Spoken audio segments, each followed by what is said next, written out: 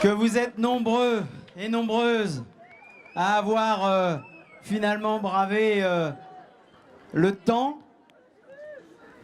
Nous pensions que ça pouvait se terminer autrement, mais ça ne vous a pas empêché d'être là, si nombreux, pour un rassemblement qui est une première à plus d'un titre. Nous sonorisons d'ailleurs en partie à l'énergie solaire. Heureusement que le soleil a rayonné avant. Important parce que c'est une première à Lons-le-Saunier de faire ainsi un meeting politique et puis recevoir Jean-Luc Mélenchon. Je crois que c'est aussi quelque chose d'émouvant pour beaucoup ou certains d'entre vous. Et donc nous le remercions chaleureusement d'avoir fait le choix. Un choix facile de certaine manière, puisque pour toi il y a tant de souvenirs dans cette ville et dans cette place. Maintenant, nous avons été 7 millions de voix aux élections présidentielles à nous retrouver derrière un programme, avant même de nous rallier à une personne qui, de ce point de vue-là, nous rappelait régulièrement à l'ordre si nous scandions son nom, tellement il était important pour nous de déclencher un mouvement profond d'adhésion pour faire face aux enjeux de notre temps, qu'ils soient démocratiques, sociaux et écologiques. Cela nous donne des responsabilités parce que nous marchons devant et il nous revient de fédérer, de rassembler les humanistes, les féministes, les altruistes, les écologistes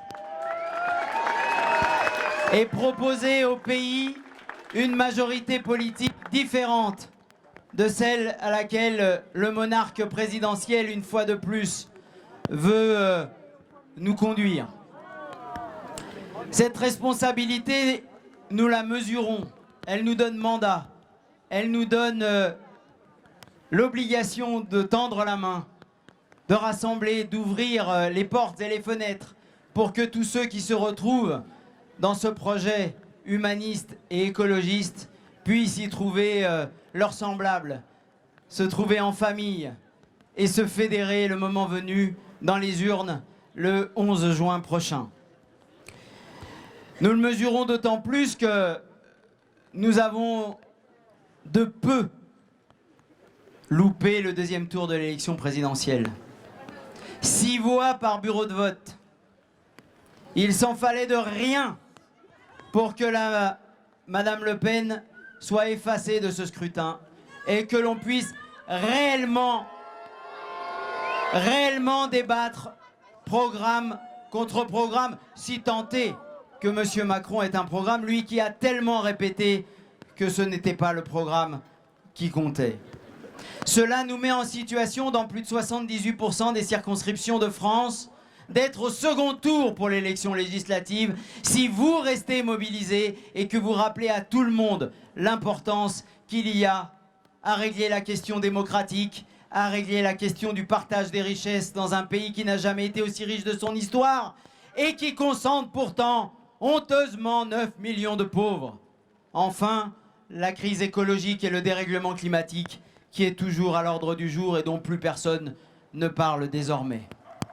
Nous avons une responsabilité ici aussi, à Lons-le-Saunier où vous nous avez mis à 24% et dans cette circonscription à 21% en laissant d'autres forces du vieux monde très très loin derrière pour aussi nous mettre plus de 1300 voix devant les Républicains qui détiennent cette ville depuis des décennies. Nous avons mesuré l'ampleur de cette tâche et nous vous invitons donc à argumenter, à fédérer autour de vous. Les choix sont simples. S'agit-il d'augmenter le SMIC de 175 € ou d'augmenter la CSG pour les retraités cet été? S'agit-il de sortir du nucléaire et de planifier la nécessité d'aller au 100% énergie renouvelable ou de rafistoler des centrales en fin de vie qui nous exposent nous et nos enfants, à d'extrêmes dangers? S'agit-il de continuer à précariser, à affaiblir, à dégrader les services publics, à l'école, à l'hôpital de Lons, de Dole, de fermer l'hôpital de Saint-Claude, d'oppresser les opalines de Foucheran? Ou s'agit-il de recruter, d'investir les services publics et de les déployer dans tant de déserts médicaux et de déserts ruraux en matière de services publics? Bref, vous avez compris. Soit cet été, on démantèle le code du travail, soit avec nous, on fait un code du travail qui protège toutes et tous. Soit cet été, on commence à tournicoter autour du bien fondé de signer le CETA puis le TAFTA, soit avec nous, vous êtes garantis qu'il ne sera pas signé et que le libre-échange ne viendra pas dévaster nos savoir-faire, nos emplois et la qualité de ce qui est produit, y compris et notamment ici dans le Jura. Voilà quelques exemples pour illustrer la démarche. Vous avez à votre disposition sur cette place le comparatif des programmes pour continuer le travail, parce que tout va se terminer ainsi, au bouton de veste, en quelque sorte, en convainquant un par un les électeurs qu'il faut non seulement rester mobilisés, mais se fédérer.